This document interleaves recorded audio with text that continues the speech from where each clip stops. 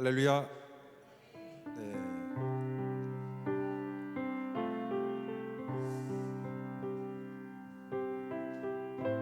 이 시간 하나님께서 우리를 창조하신 목적은 우리의 찬송을 통해서 영광받기 위함이신 줄 믿습니다. 네. 그래서 우리가 찬양할 때 하나님께서 나를 창조하신 목적을 지금 이루고 있다. 네. 하나님께서 나를 창조하신 목적이 찬송받기 위해서이시다. 영광받기 위해서이시다. 이 마음을 늘 가지시고 한 곡 한 곡을 부를 때 온전히 하나님께 영광 올려드리시는 저와 여러분이 되시기를 주님의 이름으로 축복합니다. 제가 오늘 오전 설교 때 뉴욕에서 태어난 그 한 분을 제가 얘기했잖아요. 그 여자분 그 이름이 기억이 잘 그렇습니다. 그래서 제가 그 극동방송에 가서 그 문제를 냈었어요. 그 문제가 이거였습니다. 찬송가 391장 오 놀라운 구세주 예수의 주의 가사를 쓴 작사가입니다. 12,000곡의 찬송시를 써서 찬송가의 여왕으로 불리는 이 사람의 이름은 무엇일까요? 이것이 문제였고, 보기가 1번 페니 크로스비, 2번 페니 크로스바, 3번 페니 크로스오버.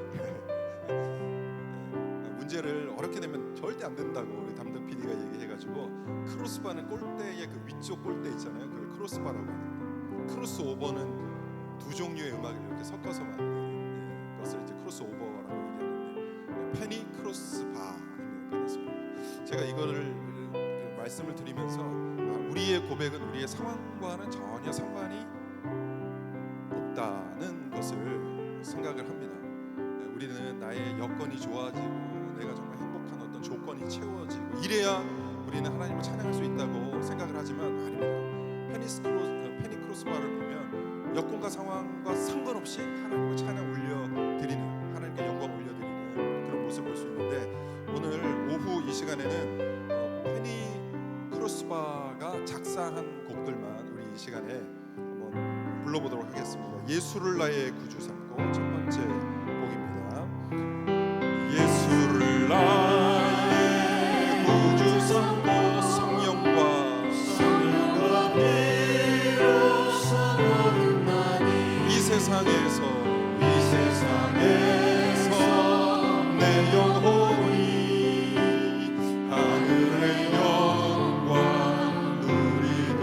다시 한번요. 예수를 나의 구주 삼고 성령과 피로 거듭난 이 세상에서 내 영혼이 하늘의 영광 누리도다. 이것이 나의 간증이요, 이것이 나의 간증이요, 이것이 나의 찬송일세. 나 사는 동안 끊임없이 구주를 찬송하리. 온전한 주께 맡긴 내 영, 사랑의 음성을 듣는 주. 천사들 왕래하는 것과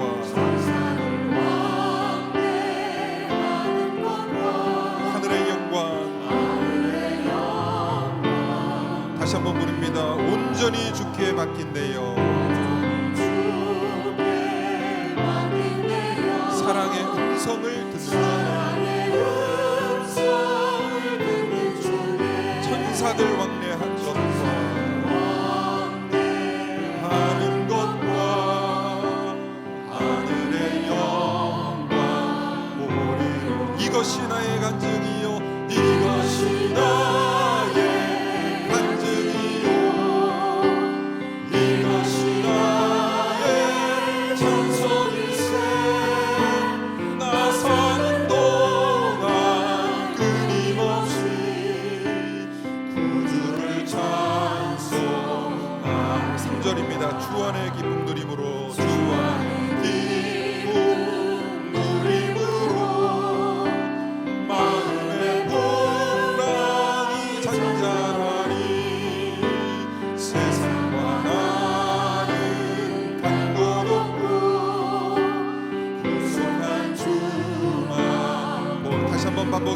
주 안의 기쁨 주 안의 기쁨 누림으로 하네 마음의 평강이 잔잔하니 세상과 나를 단 것 없고 구속한 주만 보이고 이것이 나의 간증 이것이 나의 간증이요 이것이 나의 찬송세 나 사는 동안 끊임없이 구주를 찬송하 이것이 나의 간증이요 이것이 나의 간증이요 이것이 나의 찬송세 나 사는 동안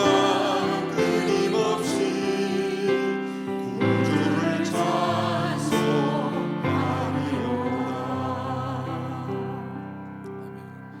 이 고백이 이 간증이 95년 동안 앞을 못 본 한 여인의 간증입니다. 고백입니다. 이러한 온전히 주님을 향한 온전한 순전한 그 고백이 우리의 고백이 되기를 소원합니다. 우리 크로스비 여사는 어떤 곡들을 또 지었는지 두 번째 곡을 한번 불러보겠습니다. 나의 영원하신 기여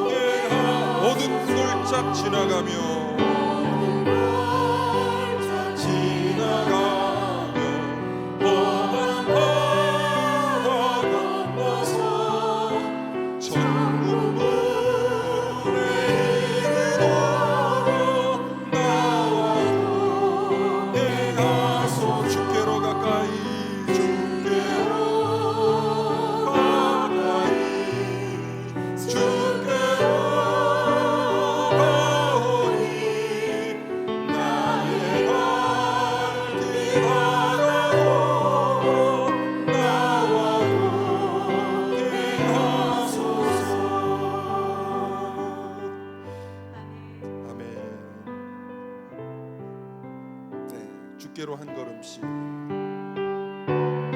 이 곡도 역시 같은 작사가입니다. 주께로 한 걸음씩 왜 가지 않느냐. 내 죄를 자복하고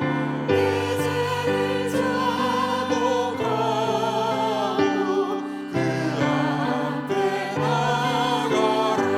한 걸음씩 한 걸음씩 한 걸음씩 한 걸음씩 주께 나오라. 주님께 아뢰이면 주님께 아뢰이면 너복을 받으리라. 값없이 주를 은혜 너 거절 마라. 주께로 한 걸음씩 주께로 한 걸음씩 너 빨리 나가라. 주께서 너를 맞아 주께서 너를 맞아 내 죄를 사하리. 한 걸음씩 한 걸음씩 주께 나오라. 주님께 아뢰이면 너복을 받으리라. 값없이 주를 은혜 너 거절 마라. 3절 주께로 한 걸음씩 주께로 한 걸음씩 주 은혜 받으라. 기회를 잃지 말고 내 마음 전하라. 아멘. 한 걸음씩 한 걸음씩 주께 나오라. 주님께 아뢰이면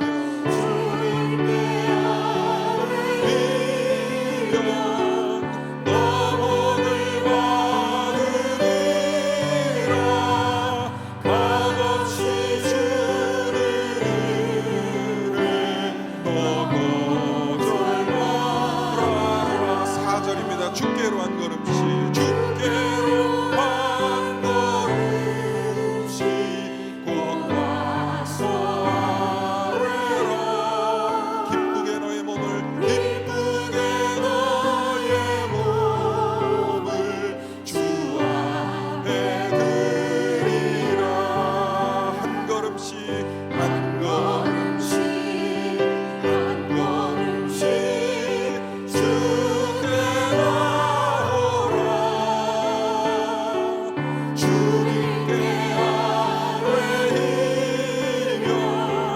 너복을 받으리라. 값없이 주를 은혜 너 거절 마라. 한 걸음씩 한 걸음씩 한 걸음씩 한 걸음씩 주께 나오라. 주님께 아뢰이면 너복을 받으리라. 값없이 주를 은혜 너 거절 말아라. 아멘.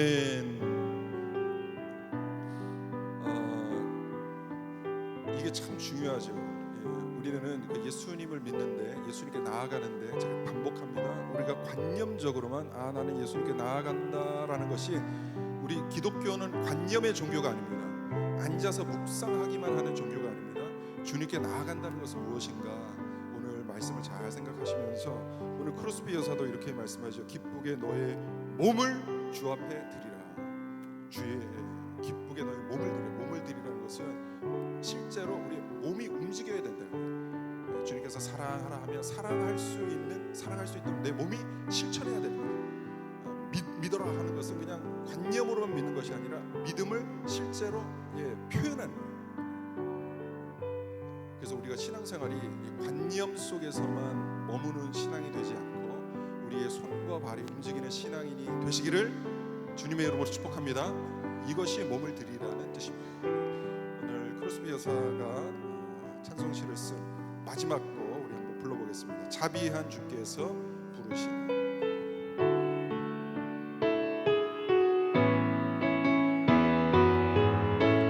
자비한 주께서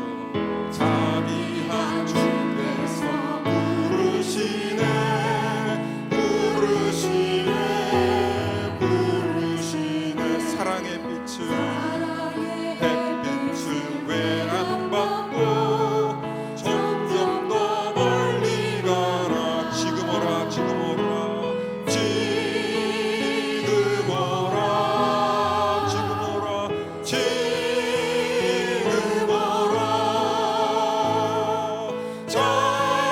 자비한 주께로 지금 곧 나오라 고달파진 중자 쉬라하네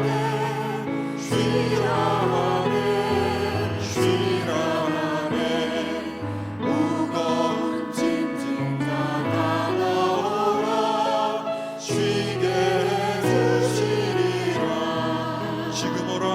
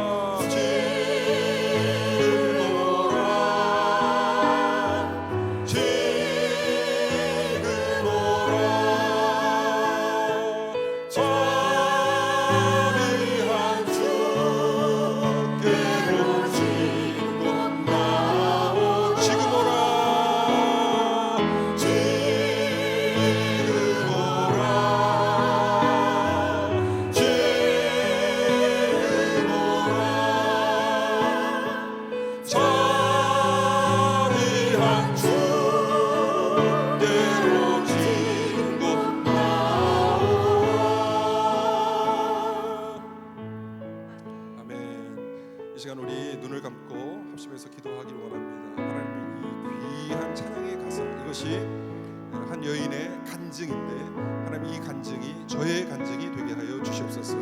저에게도 오신 예수님을 체험하고 예수님을 이렇게 마음을 다해서 간증할 수 있는 신앙이 되게 하여 주시옵소서. 체험 있는 신앙이 되게 하여 주옵소서. 저를 만나 주시옵소서. 인격적으로 주님과 교제하길 원하오니 저를 찾아와 주시옵소서. 이 시간 주님께 간절히 기도하면서 대표 기도자 나오실 때까지 합심해서 기도하겠습니다. 참 좋으신 예수님 감사합니다.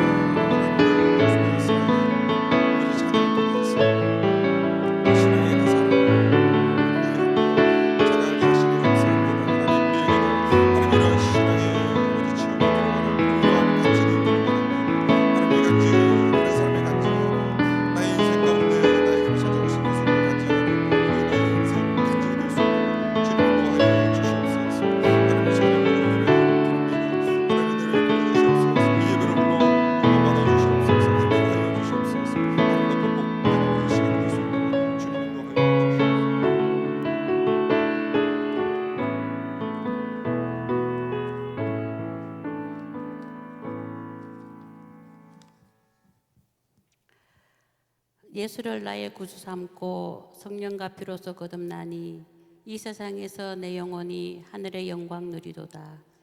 사랑과 은혜가 충만하신 하나님 아버지, 아침부터 지금까지 예배와 말씀으로 함께 하시고 동행해 주심을 감사드립니다. 강북 손상교회를 위해 기도드립니다. 성령 충만한 교회 되게 하시고 말씀과 기도로 승리하는 교회 되게 하옵소서. 많은 양육과 훈련을 통해 더욱더 성장하고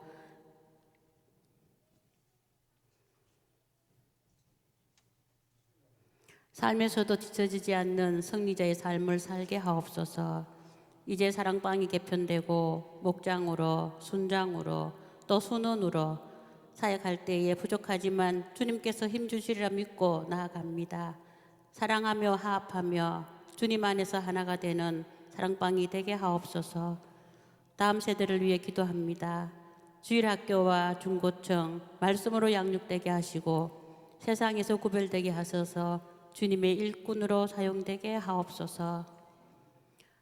교회를 이끌어 가시고 말씀을 먹이시는 지동춘 목사님과 교육자들께로 강건하게 하셔서 부족함 없는 목자 되게 하옵소서.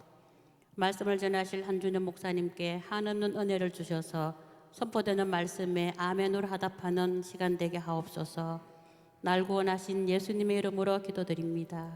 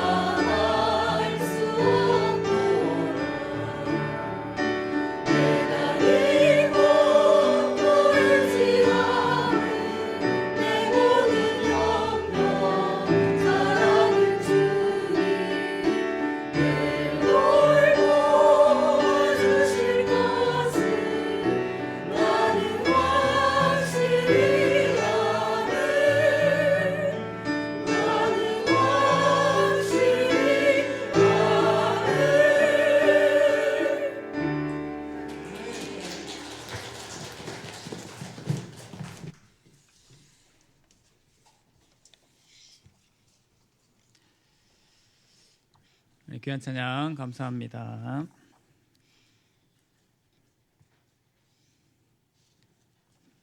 우리 어린 친구들까지 같이 찬양해서도 은혜가 되는 것 같습니다. 우리 함께 말씀 보시겠습니다. 에베소서 2장 오늘 4절에서 10절까지 말씀입니다.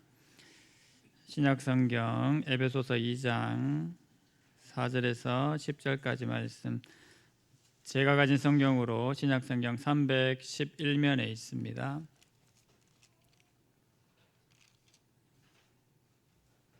말씀을 찾으셨으면 한 절씩 교독하겠습니다. 먼저 읽겠습니다. 긍휼이 풍성하신 하나님이 우리를 사랑하신 그 큰 사랑을 인하여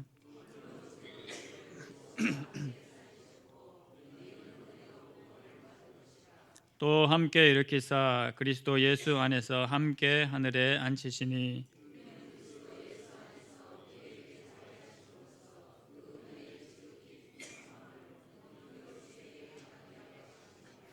너희는 그 은혜에 의하여 믿음으로 말미암아 구원을 받았으니 이것은 너희에게서 난 것이 아니요 하나님의 선물이라.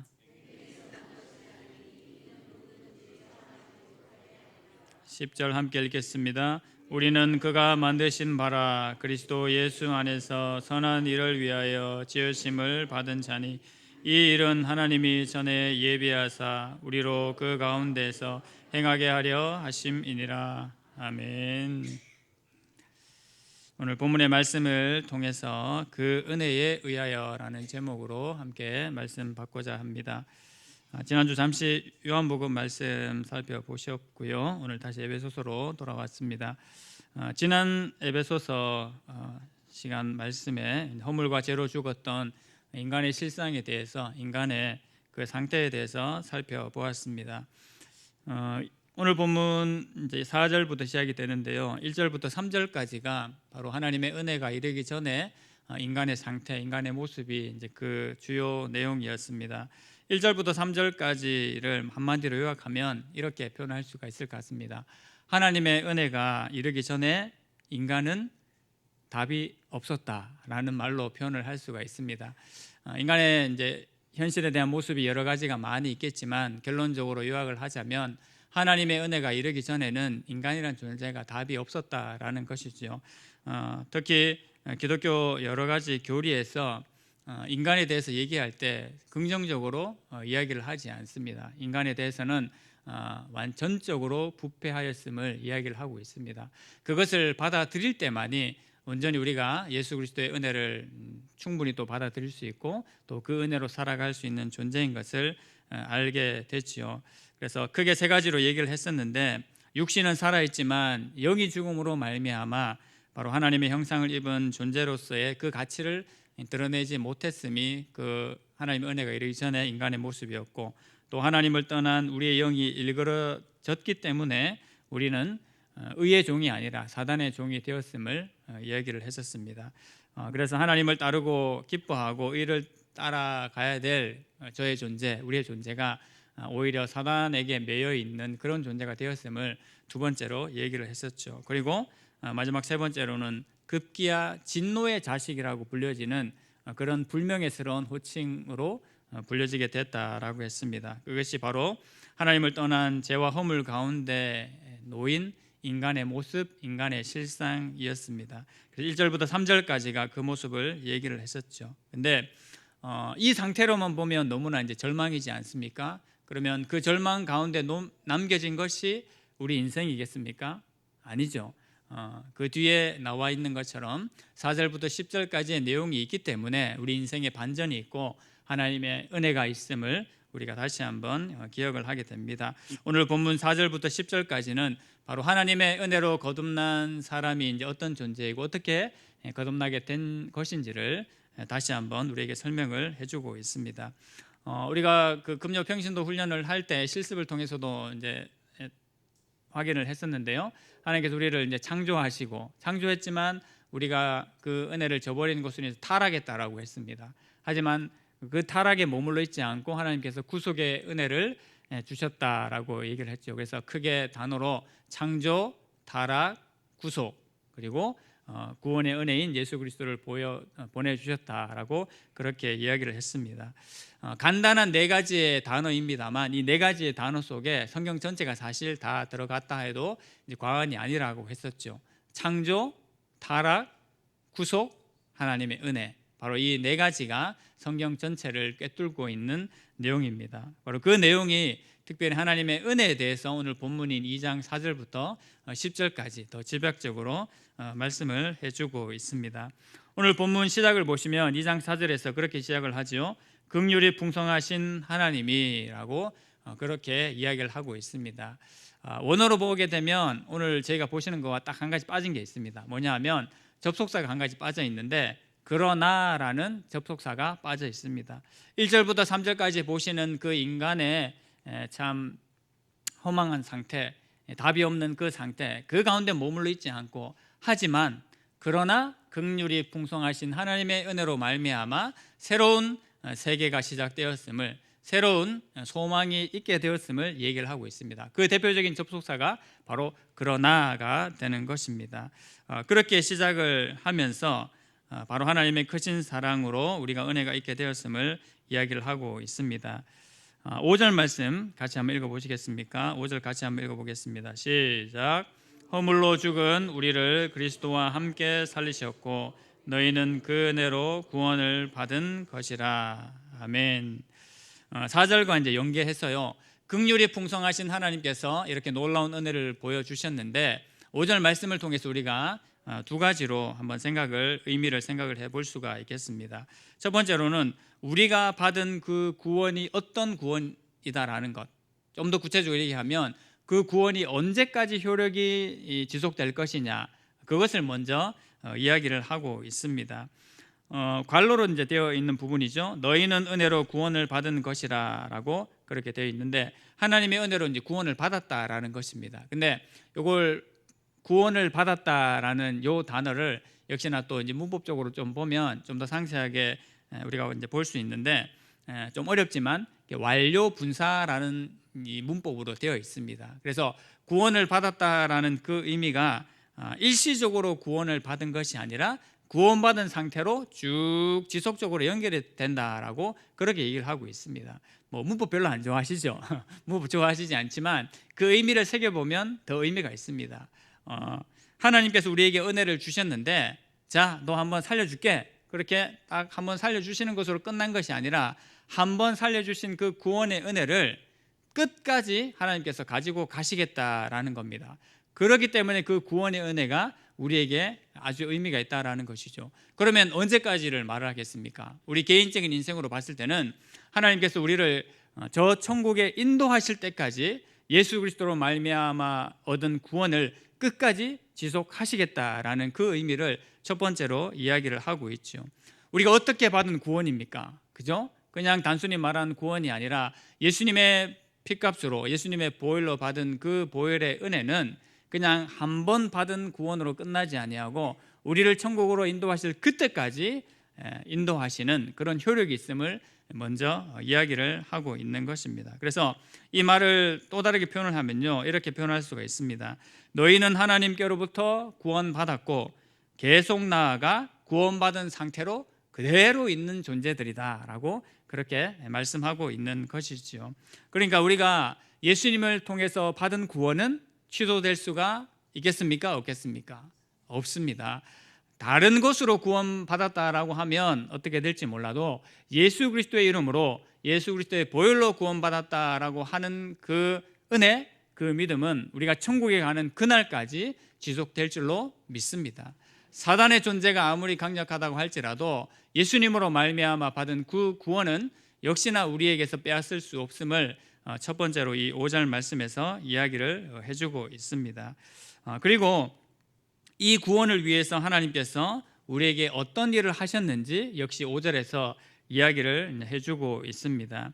5절 말씀에 앞부분이 이렇게 되어 있죠. 허물로 죽은 우리를 그리스도와 함께 살리셨고 라고 되어 있습니다. 더 정확히 말하면 6절까지 연결이 되어야 되는데 5절 말씀만 보시면 허물로 죽은 우리를 그리스도와 함께 살리셨음을 제일 먼저 이야기를 하고 있습니다. 크게 이제 세 가지 동사가 나오게 되는데요.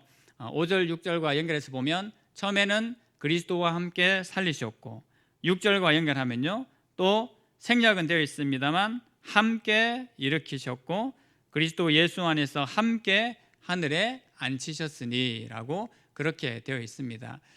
조금 표시가 되시죠? 예수님과 함께 이 일들이 다 이루어졌는데 크게 어떤 일들이 이루어졌음을 얘기를 하고 있습니까? 다시 살리셨음을, 다시 일으키셨음을, 그리고 다시 하늘에 앉히셨음을 이야기를 하고 있는 것입니다. 당연히 다 아는 내용이죠. 예수님께서 살아나셨고 또 일으켜지셨고 하나님 보좌에 앉으셨다라는 말은 우리가 이미 당연히 알고 있는 내용입니다. 용어만 좀 바꿔보면 다릅니다. 다시 살아나셨다라는 것은 뭐겠습니까? 부활이라는 단어로 표현할 수 있겠고 일으키셨다라는 것은 이제 하늘로 올리셨다라는 것을 얘기를 합니다. 승천이라는 단어로 연결시켜 볼 수 있고 마지막 보좌에 앉으셨다라는 말은 착석이라 그러면 좀 이상합니다만 말 그대로 하나님 보좌 우편에 앉으셨음을 이야기를 하고 있는 것이죠. 그래서 예수님께서 하신 사역, 예수님께서 하신 그 사역이 다른 것 때문이 아니라 바로 나를 위해서 우리를 위해서 하신 사역이 된다라는 것입니다. 그래서 우리가 복음서를 통해서도 공부를 하셨지만 예수님을 믿을 때 우리가 뭘 믿느냐라고 고백을 했을 때 늘 하는 대답이 그거였지 않습니까? 예수님께서 어떤 분으로 우리에게 오셨는지를 믿고 예수님께서 나를 위해서 어떤 사역을 하셨는지를 믿는다라고 했습니다. 그것이 우리의 믿음의 근간입니다. 너 예수 믿지? 나 예수 믿어. 그럼 너 예수에 뭘 믿는데? 그러면 사실 말이 좀 턱 막힐 수가 있습니다. 그래서 간단 명료하게 대답을 하려면 나는 예수님의 하나님의 아들로 오신 인격을 믿고 예수님께서 이 땅에 오셔서 하신 그 사역을 믿어 라고 말하는 것이 예수님을 바르게 믿는 고백의 근간이 되는 겁니다. 역시 에베소서 오늘 본문의 말씀이 이것을 얘기를 하고 있는 것이지요. 예수님께서 나를 위해서 부활하시고 하늘에 승천하시고 하나님 보좌 우편에 앉으셨는데 그 일을 바로 나를 위해서 하셨다라는 겁니다. 그리고 그 의미가 더 특별히 왜 의미가 있냐 하면 이 일을 예수님께서 하셨을 뿐만 아니라 오늘 5절 6절에 보시면 같이 따라 나온 단어, 중요한 단어가 있는데 뭐겠습니까? 함께라는 단어를 쓰고 있습니다. 예수님께서 죽음에서 다시 살아나셨는데 어떻게 해요? 그리스도와 함께 살아나셨음을 얘기를 하고 있고요. 일으키셨는데 역시 어떻게 합니까? 함께 일으키셨음을 얘기를 합니다. 하나님 보좌 우편에 앉으신 것도 마찬가지죠. 예수 안에서 함께 하늘에 앉히시니라고 이야기를 하고 있는 것입니다. 예수 그리스도의 사역이 나와 분명히 상관이 있음을 얘기를 하는 구절입니다. 예수님께서 다시 살아나셨는데 죽은 나와 나를 데리고 함께 살아나셨고 예수님께서 하늘로 승천하셨는데 나를 데리고 함께 승천하셨다라는 얘기겠죠. 마지막으로 하나님 보좌 우편에 앉으셨는데 나와 함께 그 보좌 우편에 앉으셨다라고 말씀하시는 겁니다. 이것이 얼마나 우리에게 큰 능력과 은혜가 되는 줄 아시겠습니까? 예수님의 그 사역으로 끝나는 것이 아니라 예수님의 그 구원 사역이 나의 은혜가 되고 나의 능력이 됨을 얘기를 하고 있는 것이죠. 그래서 사도신경으로 고백할 때도 우리가 늘 그렇게 고백을 합니다만 사흘 만에 죽은 자 가운데서 다시 살아나시고 하늘에 오르사 전능하신 하나님 보좌 우편에 앉아 계시다가 저리로서 산자와 죽은 자를 심판하러 오시리라고 말씀하시지 않습니까? 그런데 그 예수님의 사역이 곧 나와 일치되는 사역이 되는 겁니다. 저와 상관이 없는 것이 아니라 우리와 상관이 없는 것이 아니라 우리에게도 그대로 행하여질 일임을 우리에게 말씀하고 있는 것이지요.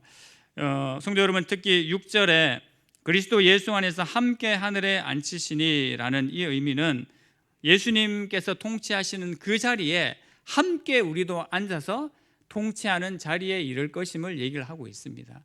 그러니까 하나님의 그 은혜와 영광이 우리에게 있어서도 모든 성도들에게 있어서도 얼마나 크고 놀라운 능력인지를 우리가 확인할 수가 있는 것이죠. 바로 하나님께서 이런 은혜를 우리에게 부어 주셨음을 이야기를 하고 있는 것입니다. 바로 하나님께서 우리에게 행하신 일이 이러하다라는 것을 사도 바울은 제일 먼저 4절, 5절, 6절에서 그렇게 이야기를 하고 있는 것이지요. 바로 이 일을 통해서 우리가 예수님의 통치에 또 예수님의 사역에 함께 동참하는 자가 될 것임을 이야기를 하고 있는 것입니다.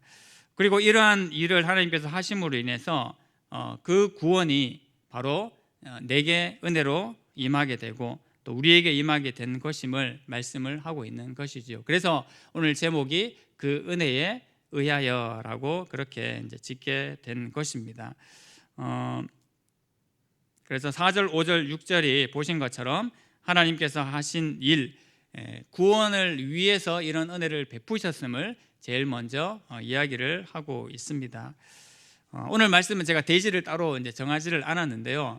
왜 그러냐면 대지를 정하면 좀 내용이 더 이상하게 되더라고요. 그래서 그냥 쭉 절을 따라서 이제 간다라고 이제 보시면 되겠습니다.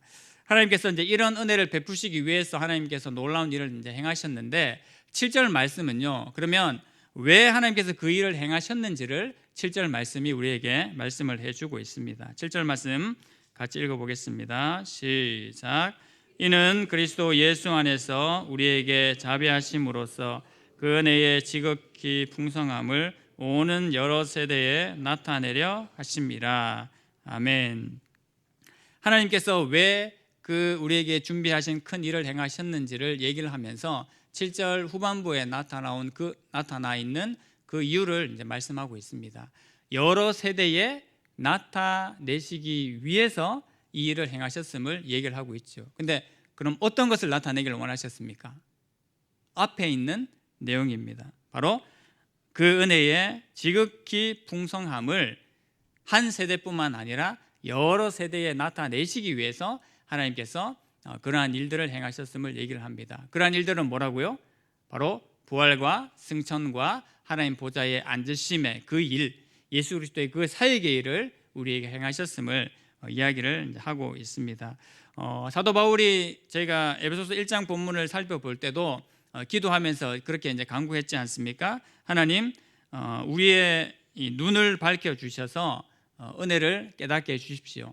하나님, 우리의 눈을 밝혀 주셔서 하나님께서 우리를 부르신 소망이 무엇인지를 알게 해 주시고 또 하나님의 지극히 풍성한 은혜를 우리로 하여금 깨달아 알게 해 주십시오라고 그렇게 이제 기도했지 않습니까? 역시 마찬가지입니다. 그것을 2장 이 본문에서 다시 한번 이야기를 하면서 하나님의 은혜가 지극히 그렇게 풍성하게 크시고 놀랍기 때문에 그것을 그냥 한 세대뿐만 아니라 오고 오는 세대에, 가고 오는 여러 세대에 그 하나님의 풍성한 은혜를 전달하시기 위해서, 나타내시기 위해서 바로 이러한 일들을 행하셨음을 이야기를 이제 하고 있는 것이지요.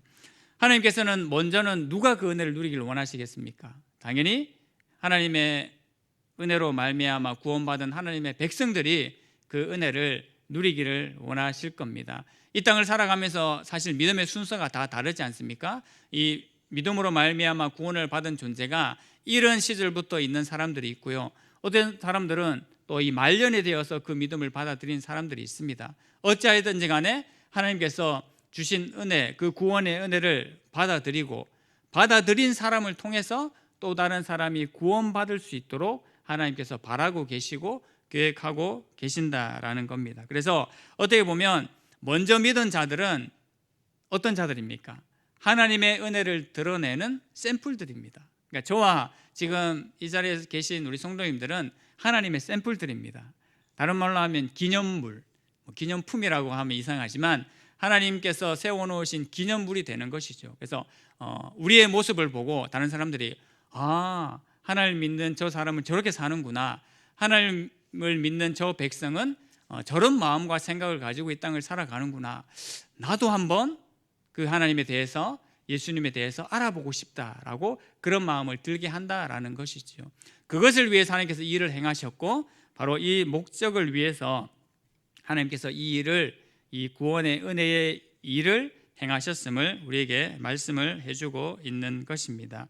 10절도 역시 비슷한 내용인데요. 10절을 먼저 한번 읽어보시겠습니까? 10절 같이 읽겠습니다. 시작.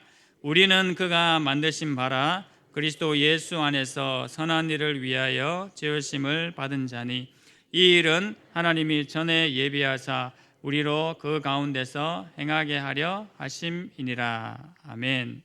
우리는 하나님께서 만드신 바죠. 그리고 예수님 안에서 선한 일을 위하여 지으심을 받은 자다라고 역시 이야기를 하고 있습니다. 하나님의 그 은혜의 지극히 풍성함을 드러내기 위해서, 여러 세대에 드러내기 위해서, 그리고요 또 하나님께서 만드신 바인데 예수 안에서 선한 일을 위하여서 지으심을 받은 자인 것을 10절에서 계속해서 얘기를 하고 있습니다. 좀 더 다른 말로 표현하자면 하나님의 선한 영향력을 위해서 하나님께서 만드신 작품이라는 겁니다. 제 자신이, 우리 한 사람 한 사람이 하나님의 선한 영향력을 드러내기 위한 작품으로 우리를 부르셨음을 이야기를 하고 있는 것이죠.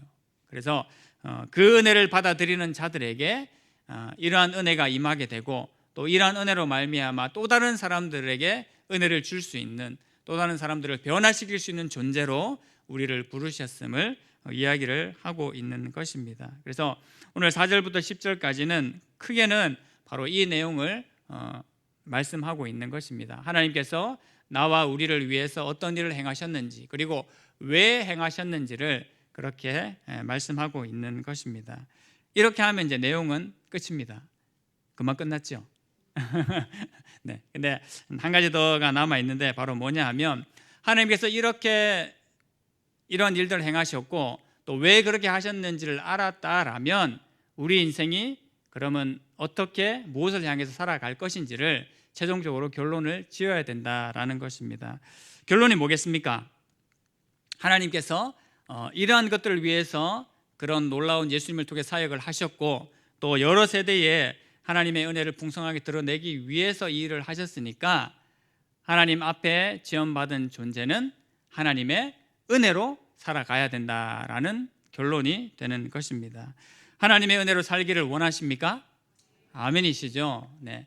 우리가 삶을 살아가는 여러 가지 힘과 원동력이 있겠지만, 우리가 인생을 참되게 살아가는 가장 큰 힘과 원동력은 하나님의 은혜가 저의 인생 가운데, 우리의 인생 가운데 부어져야 될 줄로 믿습니다. 아멘. 하나님의 은혜 가운데 살아가야 된다는 것은 누구나가 다 당연히 인정하는 것이죠. 여러 세대에서 많은 사람들이 그것을 증명을 하고 있습니다. 한 예를 들어보면요, 필립 얀시의 놀라운 하나님의 은혜라는 책에 보면 이 한 가지 예화가 있는데요. 바로 이제 영국에서 열린 비교 종교학 회의에 대한 이야기가 나옵니다. 영국에서 이제 비교 종교학이라고 그래서 종교들을 이렇게 비교해보고 또 여러 가지 연구들을 하면서 어떤 결론을 내는 이제 그런 회의였던 것 같습니다. 그래서 그 자리에 세계 각국의 전문가들이 모여서 세계의 여러 종교들을 놓고 이제 비교하는 회의를 했는데, 그날 주제가 다른 종교에 비해서 기독교가 가지는 특별한 신앙의 독특한 점이 뭔가라는 그 주제를 가지고 이제 회의를 했다라고 해요.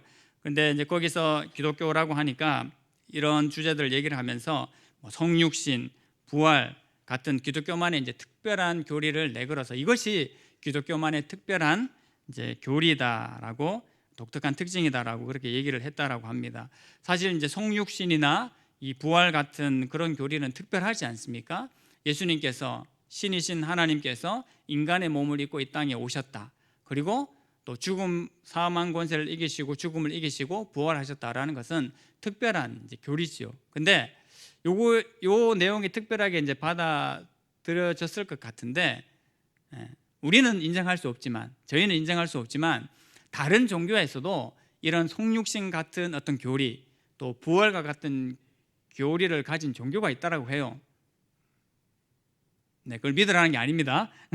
믿으라는 게 아니고 저희는 인정할 수 없습니다. 그 단어가 중요합니다. 저희는 인정할 수 없지만 나름 자기들 종교 내에서는 자기들도 이런 교리를 가지고 있다라고 이제 얘기를 했다라고 하죠. 그래서 토론이라는 건 그렇지 않습니까? 그렇다고 우기면 사실 어쩔 수가 없는 겁니다. 그런데 이것에 대해서 다 이제 고민을 하고 연구를 하고 있을 때, 그때 이제 한 사람이 딱 나타나서 이렇게 얘기를 한 겁니다.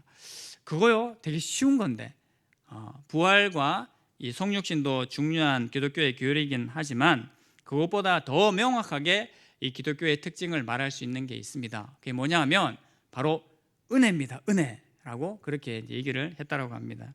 이 얘기를 누가 했냐면요, 유명한, 제가 잘 알고 있는 C.S. 루이스라는 사람이, 당시 C.S. 루이스가 이제 교수님이셨는데, 교수님이 이방을 지나가시다가 이 얘기를 듣고 그렇게 이제 답변을 이제 했다라고 이제 하는 거죠.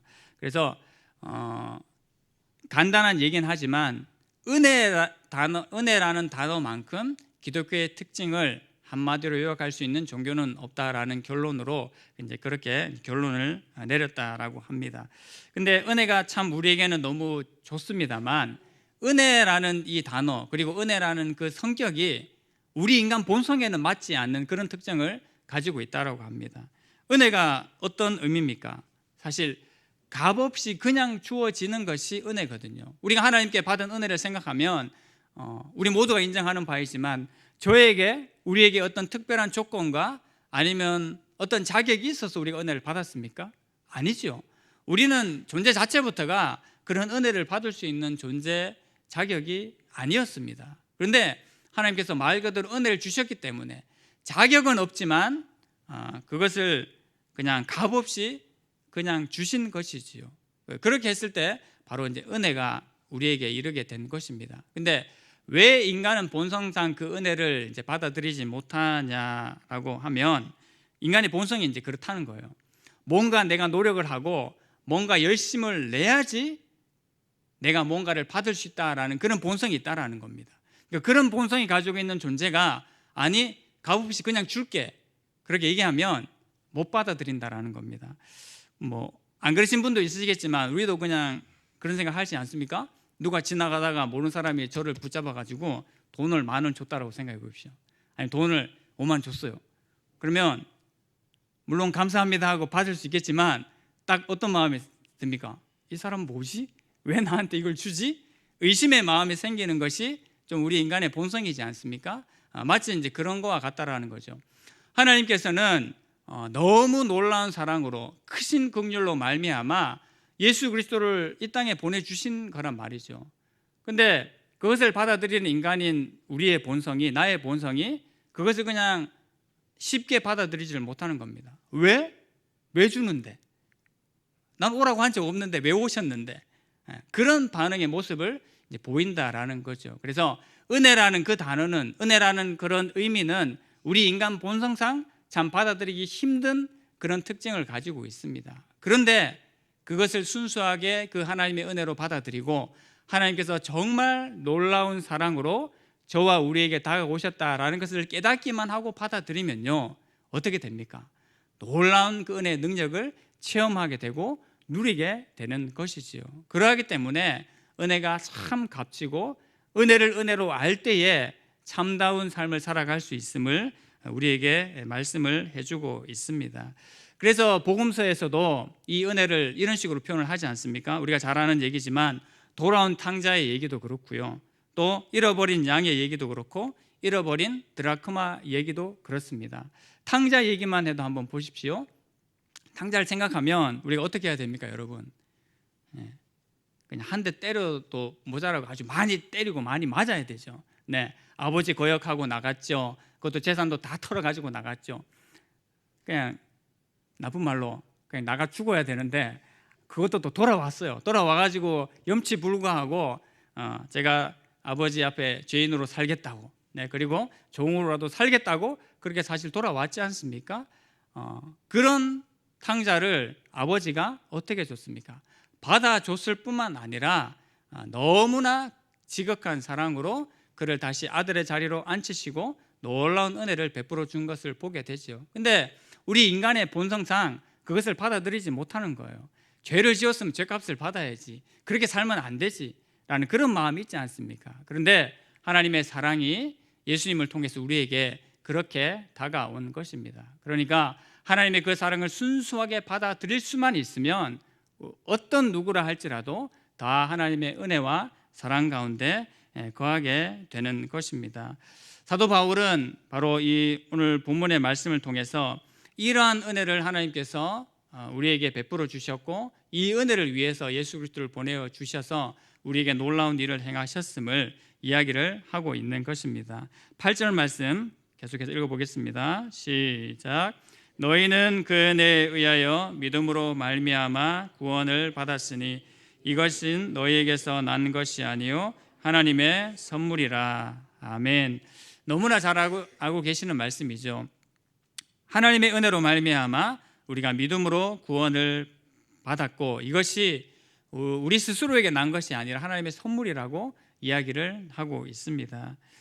중요한 단어가 세 가지 정도로 8절 말씀에서 꼽아볼 수 있을 텐데요. 첫 번째는 당연히 은혜일 겁니다. 그 다음, 그죠, 믿음.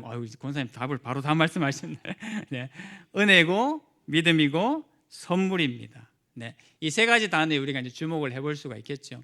먼저는 하나님의 놀라운 은혜가 우리에게 내려왔습니다. 그러니까 하나님 입장에서 은혜를 주셨음을 얘기를 하고 있습니다. 근데 믿음도 중요합니다. 왜 중요하냐 하면 믿음은 이 하나님의 은혜에 대한 우리의 반응이 믿음이기 때문에 중요한 겁니다. 은혜를 아무리 주려고 주는데 그 은혜를 받아들이지 못하고 안 받으면 어떻게 됩니까? 은혜가 소용이 없게 되는 겁니다. 그러니까 이 은혜를 받는 비결이 믿음이라고 말하는 것이지요. 8절에서 말씀하시는 것처럼 그 은혜에 의하여 믿음으로 말미암아 너희가 구원을 받았다고 얘기를 하고 있습니다. 단순히 하나님께서 은혜 주심으로 너희가 구원을 받았다 얘기하지 않죠. 반드시 믿음이라는 그 단계를 거쳐서 너희가 구원을 받았음을 이야기를 하고 있습니다. 그러므로 은혜는 하나님 쪽에서 주시는 것을 말씀하고 있고요, 믿음이라는 것은 하나님의 주신 은혜로 말미암은 우리의 반응을 얘기를 하고 있습니다. 이것으로 우리의 구원이 이루어졌음을 얘기를 하고 있지요. 그리고 결론적으로 이것이 하나님의 선물인 것을 말씀하고 있습니다.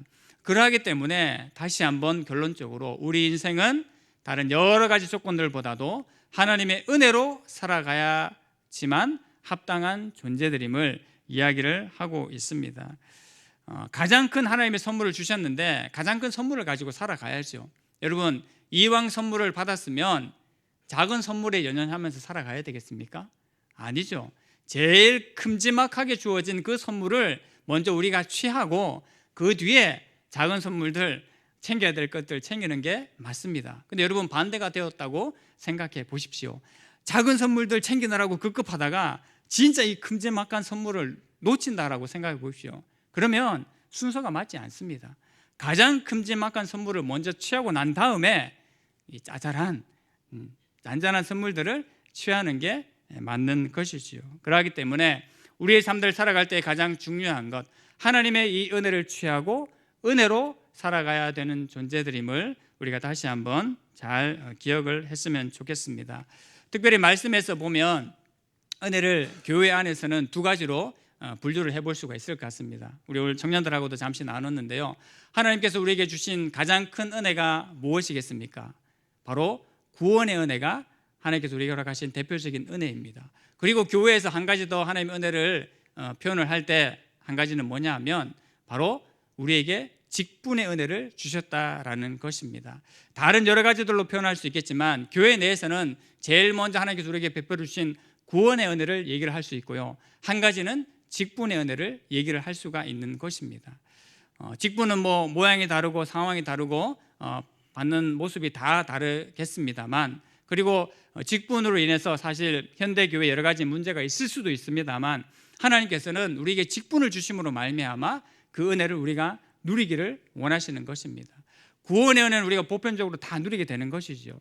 그것과 더불어서 하나님께서 직분의 은혜를 통해서 우리가 하나님의 교회를 세워가고 이 교회를 통하여서 그 은혜를 또한 누리기를 원하시는 줄로 믿습니다. 그러하기 때문에 구원의 은혜에 감격했을 뿐만 아니라 이 직분들 또한 우리가 귀하게 생각하고 감사히 생각하며 다른 어떤 이유 때문이 아니라 하나님의 뜻을 이루고 하나님의 교회의 근간을 바르게 세우기 위한 직분은 우리가 얼마든지 받아도 되며 앞으로도 받아야 될 그 자리임을 기억하면서 그 직분의 은혜 또한 우리가 누릴 수 있는 주의 백성들이 되기를 원합니다. 하나님의 은혜라는 것은 저뿐만 아니라 어떤 목회자가 설교를 하셔도요, 아주 오래 설교해도 다 할 수 없는 그것이 바로 이 하나님의 은혜라는 주제인 줄로 믿습니다. 오늘 짧은 시간 함께 나누었지만 하나님께서 놀라운 은혜 부어 주셨음을 우리가 다시 한번 기억하고 우리의 인생과 우리의 삶이 또 어떤 상황에 처해져 있을지라도 우리가 하나님의 은혜로 살아가는 존재들이 되어야 됨을 다시 한번 기억하고 그 하나님의 은혜를 구하면서 그 하나님의 은혜를 충만히 누리는 모든 주의 백성들이 되기를 간절히 소망합니다. 아멘. 우리 함께 기도하기를 원합니다. 하나님 아버지, 오늘 본문의 말씀을 통해서 그 은혜로 인하여 우리가 어떠한 존재가 되었는지를 다시 한번 깨닫게 하시니 감사합니다. 하나님, 하나님의 은혜가 이르기 전에 우리는 답이 없는 존재였습니다. 내가 그러함을 주님 앞에 고백합니다. 다른 사람 이전에, 하나님의 은혜가 이르기 전에는 내가 정말 말할 수 없는 존재였음을 주님 앞에 고백하면서 그 은혜로 내가 새로워지고 구원의 은혜를 받고 직분의 은혜를 받고 그 밖에 주시는 모든 놀라운 은혜로 말미암아 이 인생의 삶을 풍성히 살아갈 수 있게 하셨음을 감사하고 또 앞으로 그 은혜들 누리며 살아갈 수 있게 하신 하나님께 감사하고 찬양하며 나아가기를 원하오니 날마다 하나님 은혜를 부어주시고 내가 은혜를 사모하기를 원합니다라고 함께 고백하며 기도하기를 원합니다. 기도하겠습니다. 하나님 아버지, 은혜를 감사합니다. 그 은혜로 말미암아 우리가 하나님 다시금 태어난 새로운 신분을 가질 수 있도록 인도하심에 감사하고 하나님의 그 은혜 가운데 참된 소망을 가지고 살아가게 하신 것을 너무나 감사합니다. 하나님의 은혜가 나의 가운데 우리 가운데 이르렀으므로 이 은혜를 가지고 살기를 원하고 살기를 또한 소망하오니 날마다 주의 은혜로 충만케 하여 주시고 주의 은혜가 우리의 심령과 마음 가운데 충만한 우리의 삶이 되게 하여 주시옵소서. 그 은혜로 말미암아 너희가 믿음으로 구원을 받았으니 이것이 하나님의 선물이라고 말씀하셨는데 날마다 이것을 되새기게 하여 주시고 이 하나님의 선물을 값지게 생각하며 감사히 생각하며 그 은혜에 감격하며 살아가는 모든 주의 백성들 되게 하여 주시옵소서. 이 은혜로 살게 하신 것을 감사하며 간구하며 예수 그리스도 이름으로 기도합니다. 이 모든 말씀을 살아계신 예수 그리스도의 이름으로 기도하옵나이다. 아멘. 이제는 우리 주 예수 그리스도의 은혜와 아버지 하나님의 놀라우신 사랑과 성령님의 감동감화 역사하심이 하나님께서 우리에게 베푸신 은혜로 날마다 살아가기를 원하는 사랑하는 모든 주의 백성들에게 지금으로부터 영원토록 함께 있을지어다. 아멘.